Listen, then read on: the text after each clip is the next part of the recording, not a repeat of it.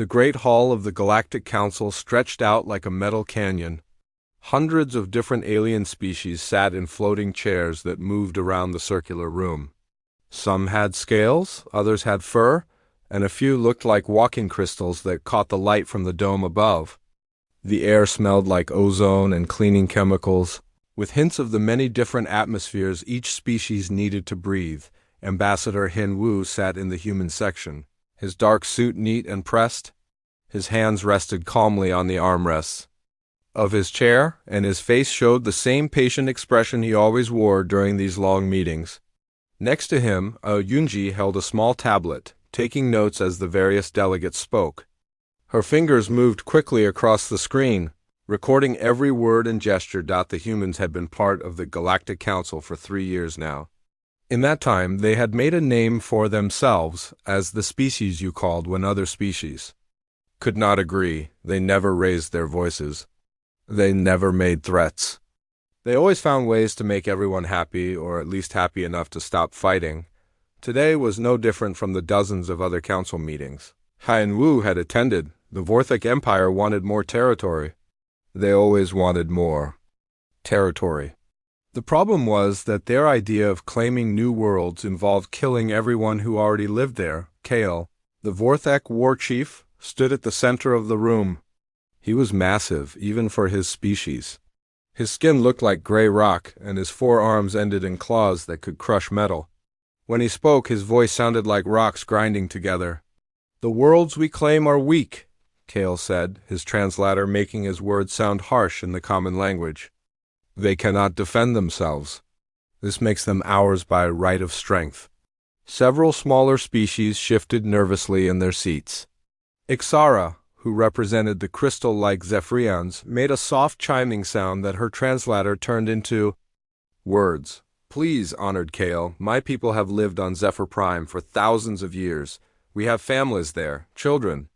Kale turned his massive head toward her. Even from across the room, everyone could see Ixara's crystal body begin to dim with fear. "Your children will learn to serve the strong, or they will not learn anything at all."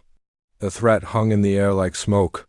Other delegates looked down at their desks or found reasons to check their communication devices. No one wanted to be the next target of Vorthic attention. Hyanwu cleared his throat gently. The sound was soft, but somehow it carried across the entire hall. Heads turned toward the human section.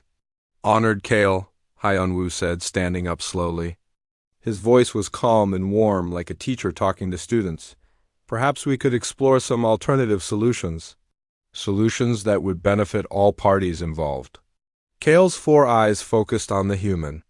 Next to the massive alien warrior, Hyanwu looked small and fragile. His skin was soft, his body thin, and he had no visible weapons or armor. To most species in the room, humans looked like they could barely survive on their own planet, let alone in the dangerous galaxy. "Speak, weak one," Kale said. "Tell me why I should care about your soft words," Hyanwu smiled. It was the same gentle smile he always used, the one that made other species feel safe and comfortable. "The Vorthic Empire is strong and proud. No one questions this, but even the strongest tree needs good soil to grow in. Perhaps instead of taking these worlds by force, we could arrange agreements that would give your people what they need while allowing the current inhabitants to continue their lives." "You speak of weakness," Kale growled. "The strong take what they need, the weak give what they must?"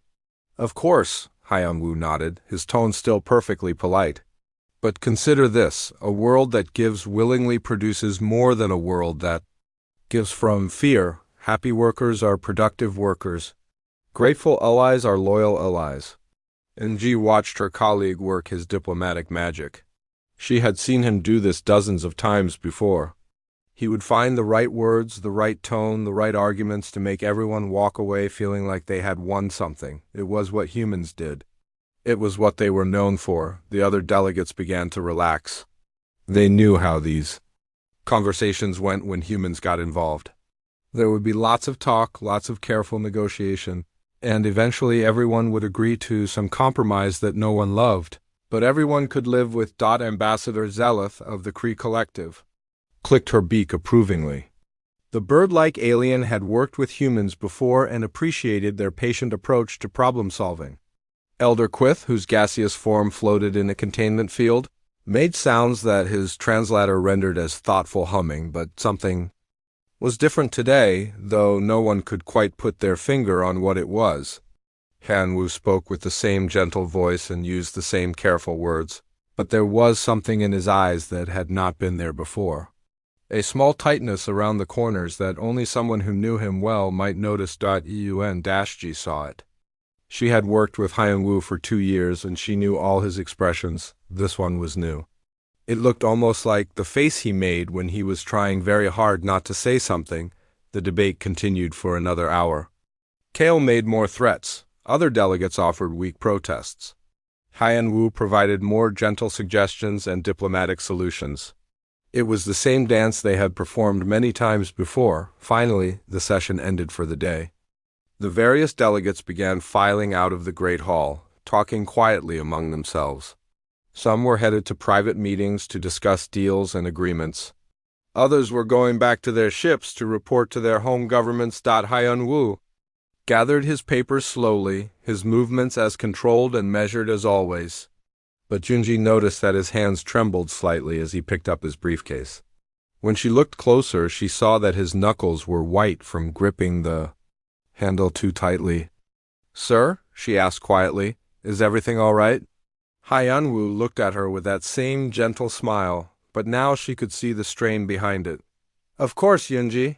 Just tired." These long sessions can be exhausting. As they walked toward the exit, Captain Hae-won of the Council Guard fell into step beside them. The human security officer was one of the few humans in the building who was not part of the diplomatic corps. Her job was to keep the peace during council sessions, which mostly meant watching for anyone who might try to start a fight. "Rough day?" Hae-won asked quietly. "The usual," Han Wu replied, "though I think Kale was more aggressive than normal today." "I noticed that too," Hae-won said. Her hand rested casually on the stun weapon at her belt, but her eyes scanned the corridor ahead of them. "Any particular reason?" "Hard to say. Perhaps the Vorthak High Command is pushing for faster expansion." They walked in comfortable silence for a while, their footsteps echoing off the metal walls. Around them, the great space station that housed the Galactic Council hummed with activity. Thousands of beings from hundreds of worlds lived and worked here, all trying to keep the peace in a galaxy that seemed determined to tear itself apart. What none of them knew was that every human on the station carried a small device implanted behind their left ear.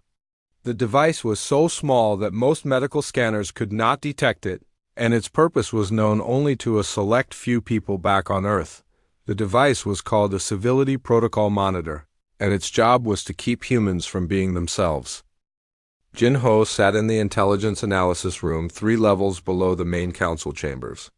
The room was small and dark, lit only by the glow of multiple computer screens that showed data streams from across the galaxy.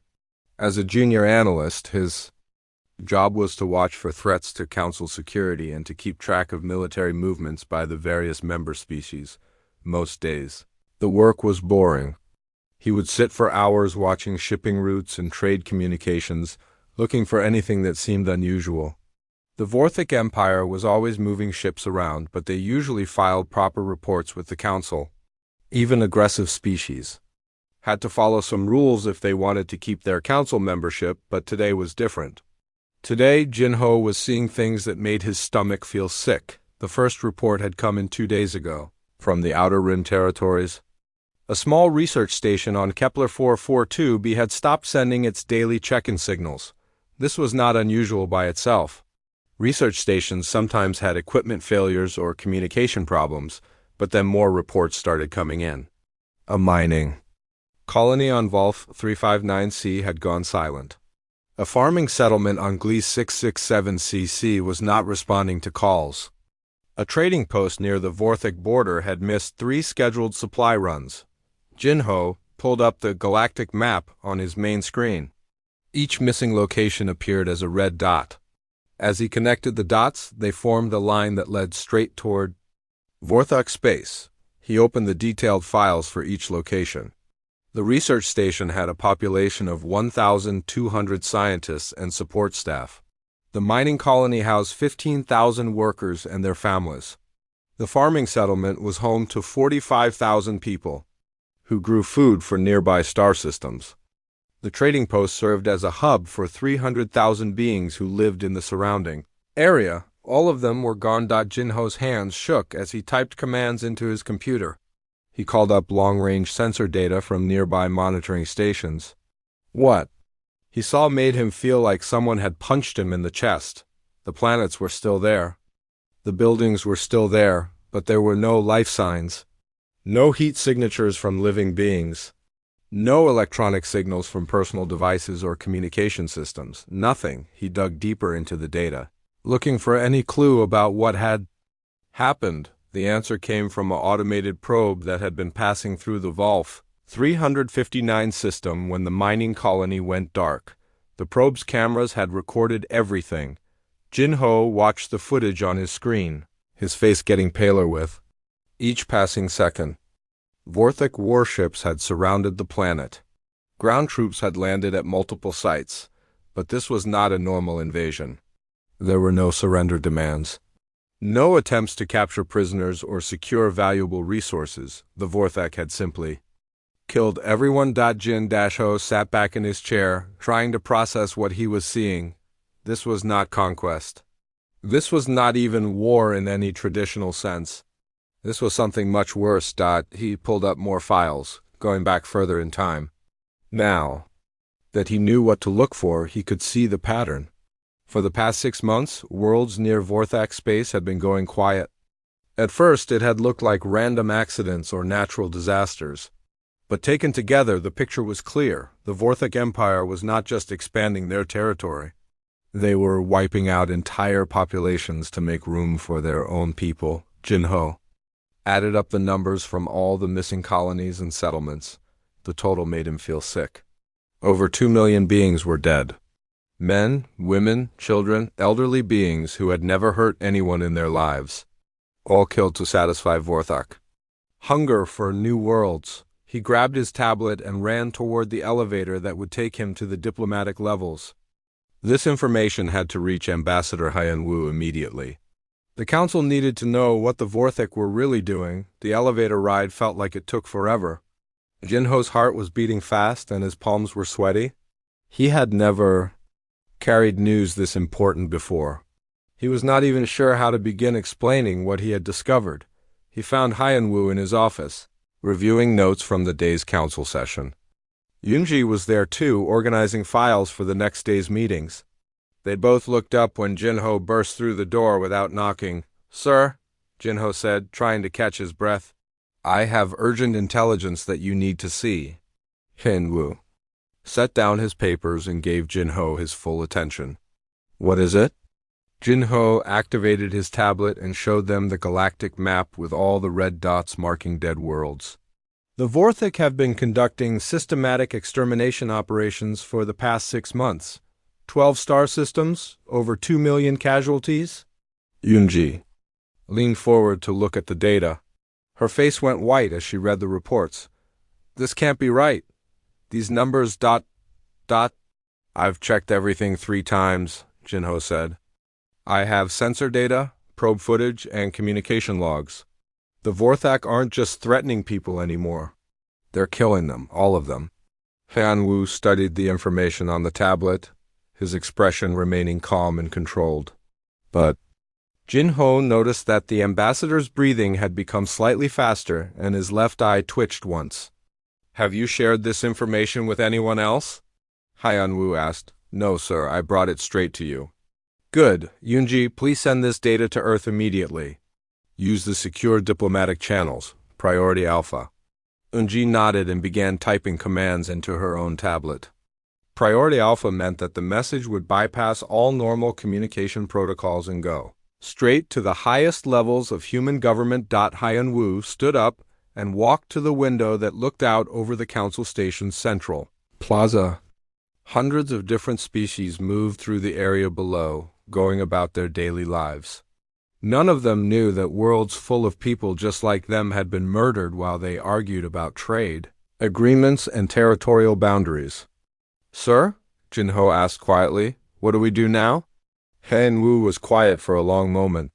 When he finally spoke, his voice was as calm and diplomatic as always. We will present this evidence to the Council through proper channels. We will follow. Establish procedures for reporting war crimes. We will work within the system to ensure justice is done. But even as he said the words, something flickered in Hyung Woo's eyes. It was there for just a second before his diplomatic training took over and smoothed his expression back to its usual gentle calm. Jinho saw it, though. For just a moment, the ambassador had looked like a completely different person. Someone harder. Someone dangerous. Back on Earth in a secure facility buried deep beneath the Swiss Alps. Dr. Yuna received the Priority Alpha message from the Council station. She read through the intelligence report twice, her face growing more troubled with each detail. Dr. Yuna was the director of the Human Diplomatic Conditioning Program. It was her job to make sure that humans could interact safely with other species without frightening them. The psychological conditioning that every human diplomat received was based on her research and designs. She had always known that someday the conditioning might need to be suspended. The protocols had built-in override codes for exactly this kind of situation. But she had hoped never to use them. 2 million dead, 12 worlds wiped clean of life, and more dying every day while the Council debated and argued. Dr. Yuna walked to her desk and opened a locked drawer. Inside was a red phone that connected directly to the highest levels of human government. She picked up the phone and waited for someone to answer. This is Dr. Yuna, she said when the connection was made. I need to speak with the director. Immediately, we have a Code 7 situation. Code 7 meant genocide. Code 7 meant that the safety of innocent beings was more important than keeping humanity's true nature hidden from the galaxy. Code 7 meant it was time to turn off. The politeness. The council chamber was packed the next morning. Word had spread that the humans had urgent evidence to present, and representatives from every major species had come to see what the gentle diplomats had discovered. The air hummed with conversation. In dozens of languages, as delegates speculated about what could be important enough to call an emergency session. Hyun Woo stood at the central speaking platform, the same place where Kale had made his threats the day before. But everything felt different today. The lighting seemed harsher, the room seemed colder. Even the usual background noise of the station's life support system sounded louder and more mechanical. EU Unji watched from the human section as her colleague prepared to address the council. Something had changed in Hyun Woo overnight? He stood straighter, his movements were more precise, and when he looked at the assembled delegates, his gaze seemed to cut through them like a blade. Honored delegates, Hyun Woo began, his voice carrying clearly throughout the massive chamber. I have urgent information regarding recent activities by the Vorthek Empire. Kale, who sat in the front row of the Vorthek section, laughed. The sound was like rocks tumbling down a mountainside. More soft words from the weak humans. Tell us, diplomat, what wisdom do your kind offer today? Hyun Woo activated the holographic display system. Images appeared in the air above the platform, showing star charts and data readouts. In the past 6 months, 12 star systems have gone silent. Research stations, mining colonies, farming settlements, and trading posts have all stopped responding to communications. The images changed to show detailed reports from each location. Population numbers, economic data, cultural information about the beings who had lived there. Delegates leaned forward in their seats, trying to understand what they were seeing.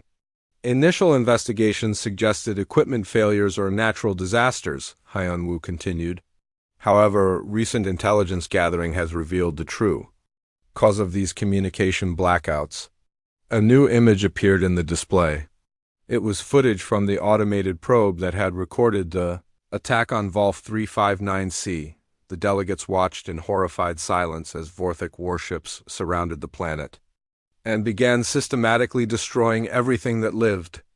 The Vorthek Empire has conducted systematic extermination operations against civilian populations, Hyun Woo said. His voice remained calm and level, but something in his tone made the words hit like physical blows. 12-star systems. Over. 2 million sentient beings. All dead. The chamber erupted in shocked voices and angry sounds. Some delegates stood up, pointing at the Vorthic section and demanding explanations. Others sat in stunned silence, trying to process the scale of what they had just learned. Kale rose to his feet, his massive form towering over the other delegates.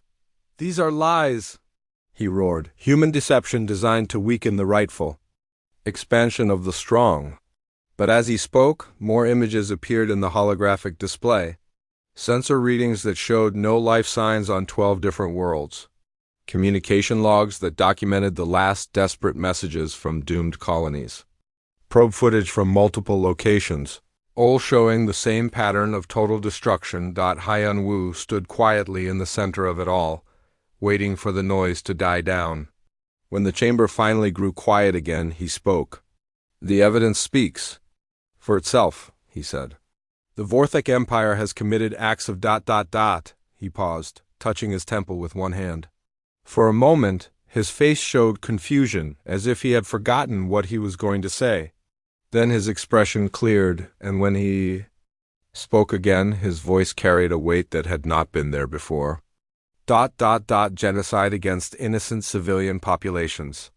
The word genocide seemed to hang in the air like a physical thing. None of the delegates had ever heard a human use that word before.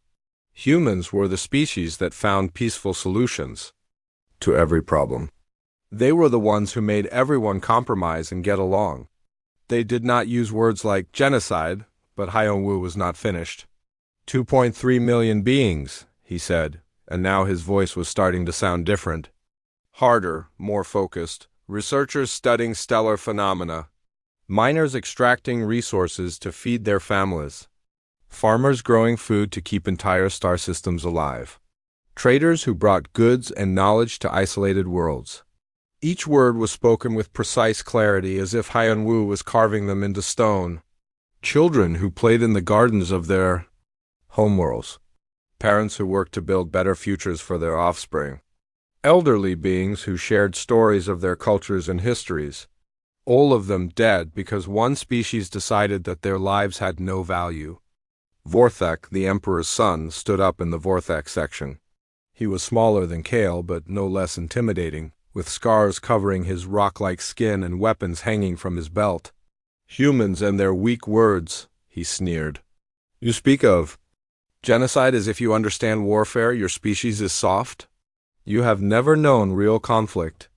Hyun-woo turned to look at him, and something happened that had never occurred in 3 years of human participation in the council. His head tilted slightly to one side. It was a small movement, barely noticeable to most species. But Ambassador Zeleth of the Kree Collective felt her feathers bristle with instinctive alarm. She had seen that head tilt before in the predatory birds of her homeworld. It was the movement a hunter made when calculating the best angle of attack. EU felt the change too. She had worked with Hyun-woo for 2 years, sitting through hundreds of meetings and negotiations. She knew all of his gestures and expressions. This was something new. Something that felt dangerous. Captain Haewon, who was stationed at the back of the chamber, noticed that every human in the room had gone perfectly still. The diplomatic staff, the security personnel, the technical crews, all of them had stopped moving at exactly the same moment. They sat or stood like statues, their eyes fixed on the central platform, where their ambassador was speaking. It was as if they were all waiting for something. Dr. Yuna's voice crackled through the secure communication system that connected all human personnel on the station. The message was broadcast directly to the small devices implanted behind each person's left ear, the devices that had kept their true nature hidden for 3 long years. "Emergency Protocol Sigma-7 is now active," her voice said. "Diplomatic restraint suspension authorized." Repeat. Diplomatic restraint suspension authorized. All personnel are cleared to respond appropriately to imminent genocide scenarios. The change was not visible to the alien delegates. There were no flashing lights or alarm sounds. The humans did not suddenly grow claws or fangs. They did not roar or beat their chests or make any obvious display of aggression, but something fundamental shifted in that moment, something that had been held back by years of careful conditioning and psychological training was quietly, efficiently set free. Hyenwoo's expression did not change. His posture remained the same. His voice stayed calm and controlled. But when he looked up at Vorthak, the Vorthak prince took an involuntary step backward. "You want to understand warfare?" Hyenwoo asked softly. The question was spoken in the same gentle tone he had always used, but it carried undertones that the translation system struggled to process. Every predator species in the chamber felt their ancient survival instincts suddenly activate, flooding their systems with adrenaline and the urgent need to either fight or run away. Something was coming. Something that had been sleeping was now awake. And for the first time in 3 years, the galaxy was about to see what humans were really like when they stopped being polite. The council chamber had never been so quiet. Even the background hum of the life support systems seemed muted, as if the station itself was holding its breath. Every delegate sat frozen in their seats, staring at the human ambassador who had just asked a question that felt more like a threat. Hyenwoo's voice had dropped to barely above a whisper, but somehow it carried to every corner of the vast chamber. The translation matrices struggled with undertones they had never encountered before in human speech. "You want to understand warfare?" he repeated, and this time the question sent visible shivers through the assembled delegates. Vorthak, the Vorthak prince who had challenged him, found that his throat had suddenly gone dry. The small human looked exactly the same as he had moments before. Same soft skin, same thin frame, same lack of visible weapons or armor. But something had changed in his eyes. Something that made every instinct Vorthak possessed scream warnings about apex predators and mortal danger. "My species," Hyenwoo continued in that same whisper-soft voice, "fought 2 global wars before we developed spaceflight. Wars that killed millions of our own kind using weapons we invented specifically to end lives as efficiently as possible." He began to walk slowly around the central platform, his movements precise and controlled. Every eye in the chamber followed him. "We perfected the art of killing each other with rocks, then bronze, then steel, then chemical weapons that dissolved. Lungs, then nuclear fire that could turn entire cities into glass and ash." Ambassador Zeleth felt her bird-like instincts screaming at her to take flight. Her species had evolved from prey animals, and right now every fiber of her being was telling her that she was in the presence of something that hunted creatures like her. "We built weapons that could end all life on our planet," Hyenwoo said, stopping directly in front of the Vorthak section. "Weapons that could crack continents and poison atmospheres and turn our homeworld into a dead rock floating in space. We pointed these weapons at each other across ideological divides that seem almost quaint now." His eyes met Vorthak's directly, and the massive alien warrior found himself unable to look away. "And then we chose not to use them." The simple statement hit the chamber like a physical blow. Several delegates actually flinched. Elder Quith, the ancient gas being who had observed the rise and fall of 1,000 species, began making sounds in languages that had not been heard for millennia. "We came to the stars," Hyenwoo continued, "not because we conquered our violent nature, but because we learned to aim it precisely." Commander Taemin's voice suddenly crackled over the communication system that connected to every human device. "In the chamber, Ambassador, this is Fleet Command. Human naval elements are moving to intercept Vorthak positions throughout the contested sectors. Requesting clarification on rules of engagement." The entire council held its breath. For 3 years, they had grown accustomed to humanity's patient diplomatic approach to every problem. The idea of human military forces taking aggressive action was almost unthinkable. Hyenwoo touched the communication device in his ear. When he spoke, his voice was still calm, still controlled, but it carried the weight of absolute authority. "Rules of engagement are as follows. Disable all Vorthak military assets in the contested sectors. Prioritize preservation of civilian life. Minimize Vorthak casualties while demonstrating our full capabilities. Show them exactly what they have been threatening to use against defenseless populations. Understood, Ambassador. Human fleet elements are moving to comply. The chamber erupted in shocked voices and panicked communications. Delegates began frantically contacting their home governments, trying to understand what was happening. Some species that had defense treaties with the Vorthak demanded explanations. Others that had been threatened by Vorthak expansion began quietly expressing support for human intervention. Through it all, Hanwu stood calmly at the center of the chaos, waiting for quiet to return. Kale, the massive Vorthak war chief, rose to his feet with murder in his 4 eyes. You dare threaten the Vorthak Empire? Your tiny ships against our mighty fleet? We will crush you like the insects you are. No, Hyunwoo said simply. You will not. The certainty in his voice was absolute. Not arrogant, not boastful, just stating a fact as basic as gravity or the speed of light. The children of 12 worlds are dead, he continued, his diplomatic mask finally, completely falling away. 2.3 million beings who looked up at the stars with wonder instead of hunger. Who built art and music and literature instead of weapons? Who raised families and tended gardens and created beauty in a universe that is far too often ugly? His voice was getting stronger now, carrying to every corner of the chamber without any need for amplification.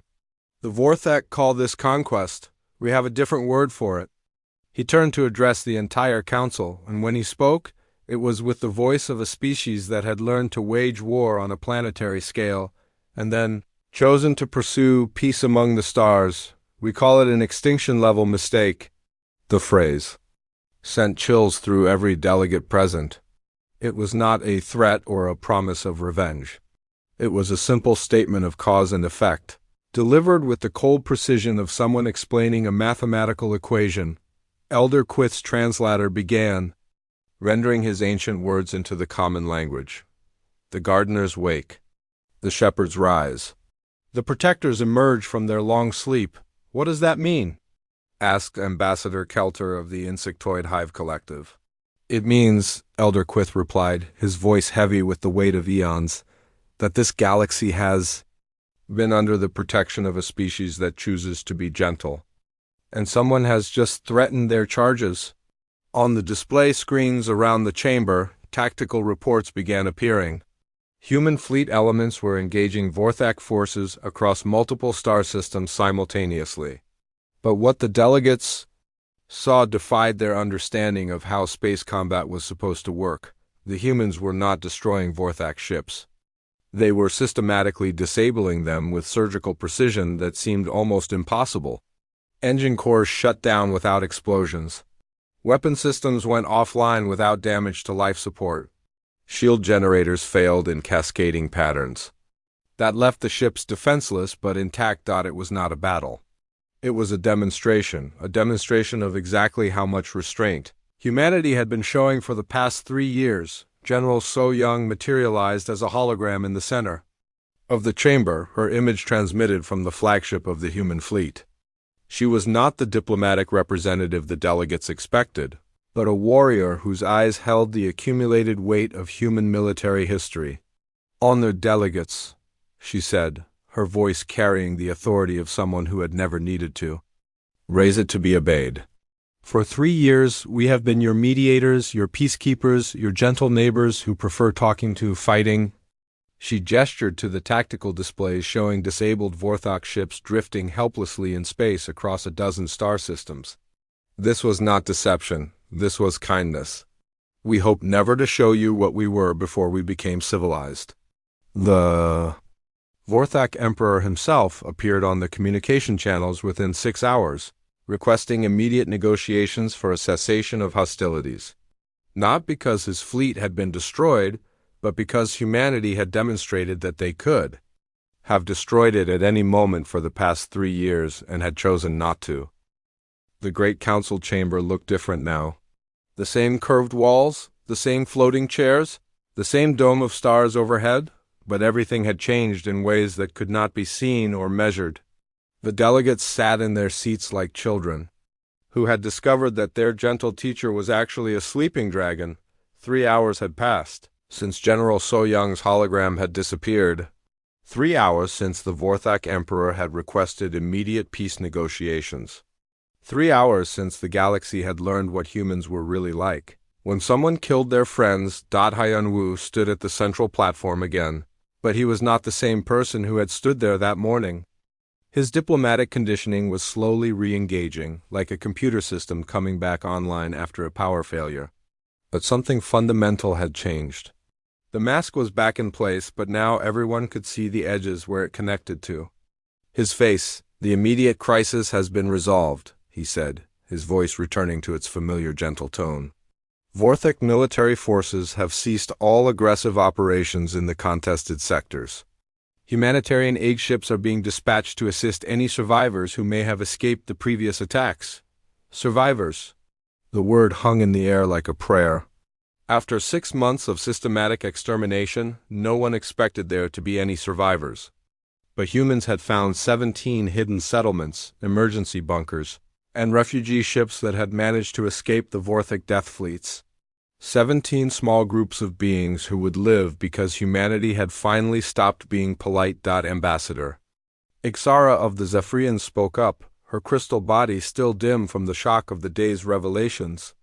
Ambassador Hyunwoo, I must ask, how long have your people been capable of such precise military action? It was the question everyone wanted to ask but had been afraid to voice. How long had the gentle humans been hiding their true capabilities? How long had they been watching and waiting while pretending to be weak? Hyunwoo's smile was the same warm expression he had always worn, but now it carried undertones that made several delegates shift nervously in their seats. We disabled our polite mode for exactly 47 minutes, he said. In that time, we ended a genocide, neutralized the military capabilities of an aggressive empire, and secured the safety of 12 star systems. We are re-engaging our civility protocols now. He paused, and his next words were spoken with the careful precision of someone choosing each syllable for maximum impact. Not because we are weak, but because we choose to be strong in a different way. Elder Quith's ancient voice whispered across the chamber, his translator working to render concepts that were older than most civilizations. How long have you been holding back? The question seemed to echo in the vast space, multiplying and growing until it felt like the chamber itself was asking Yoen Dashi, who had watched her colleague's transformation with growing understanding, provided the answer. Her own diplomatic conditioning had returned, but like Hyun-woo, she could never quite put the mask back on the same way. Since the day we realized the galaxy needed gardeners more than it needed wolves. The simple statement contained layers of meaning that would take the other species years to fully understand. Earth had been a world of predators competing for resources and territory. Humanity had evolved in an environment where the strong killed the weak and took what they needed. They had carried those instincts to the stars, but when they found the galaxy full of species like the crystal-bright Zephyrians and the gentle Kree collective, they had made a choice. They had decided to be protectors instead of conquerors. Shepherds instead of wolves. The choice had required them to fundamentally alter their own nature. The civility protocols were not just psychological conditioning, they were a species-wide decision to be something other than what evolution had made them. Commander. Taemin's voice came through the communication system one final time. Ambassador, all human fleet elements are returning to patrol stations. Vorthak forces are withdrawing. To their core territories, the contested sectors are secure? Thank you, Commander. Please pass along my appreciation to all personnel involved. Kale, the massive Vorthak war chief, had not spoken since the human military demonstration began. He sat in his chair like a mountain that had been carved into the shape of defeat. Finally, he found his voice. Why? He asked. Why did you not destroy us? Why show mercy to those who showed none? Hanwoo looked at him with genuine compassion, the same expression he might have worn when speaking to a child who had made a terrible mistake, because that is what gardeners do, he said. We protect the things that grow. We prune the things that harm the garden. But we do not salt the earth just because some weeds have taken root. The Council voted unanimously to establish what would become known as the Terran Protective Accords. Not laws to protect other species from humanity, but agreements to ensure that humanity would never again need to disable their politeness protocols. The Accords established human patrol fleets in every sector of Council space. Not as conquerors or occupiers, but as guardians who would watch over the smaller species and ensure that no one else would face the fate of the 12 dead worlds. More importantly, the Accords recognized humanity's right to respond with appropriate force to any threat against civilian populations. The galaxy's most dangerous predators would continue to say please and thank you while keeping the peace. But everyone now understood what lay beneath those polite words. As the delegates began filing out of the chamber, Ambassador Zeleth approached the human section. The bird-like alien's feathers were still ruffled from the day's stress, but her eyes held a new kind of respect. "I have a question," she said to Hyun-woo. "When you tilted your head earlier when you were looking at the Vorthic Prince, my people recognized that gesture. It is how hunters calculate the best angle of attack. Were you actually considering violence in that moment?" Hyun-woo thought about the question carefully before answering. It was important to be honest now that the illusions had been stripped away. "For approximately 3 seconds, he said, "I calculated 17 different ways to kill everyone in the Vorthax section using only materials available in this chamber. Then my conditioning reasserted itself and I remembered that we had better options." Zeleth nodded slowly. "And now that your polite mode is back online?" "Now I remember why we choose to be gardeners," Hyun-woo replied. "Because gardens are more beautiful than graveyards. Because growing things is harder than destroying them.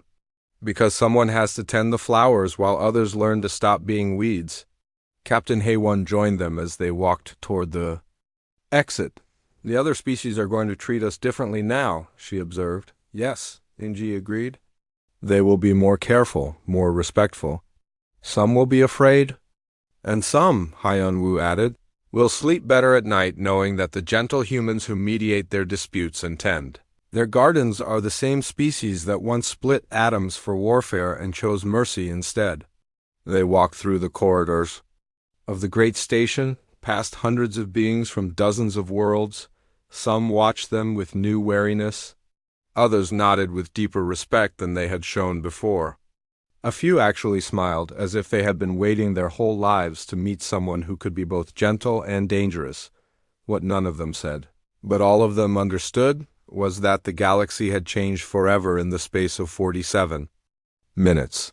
The universe was a safer place now, not because humanity had revealed its capacity for violence, but because they had demonstrated their commitment to using that capacity only in defense of those who could not defend themselves. The garden had gardeners. The flock had shepherds. The children had protectors who would kill to keep them safe, but who would choose mercy whenever mercy was possible, and every predator in the galaxy now knew that the politest species in Council space were also the most dangerous, not despite their gentleness but because of it.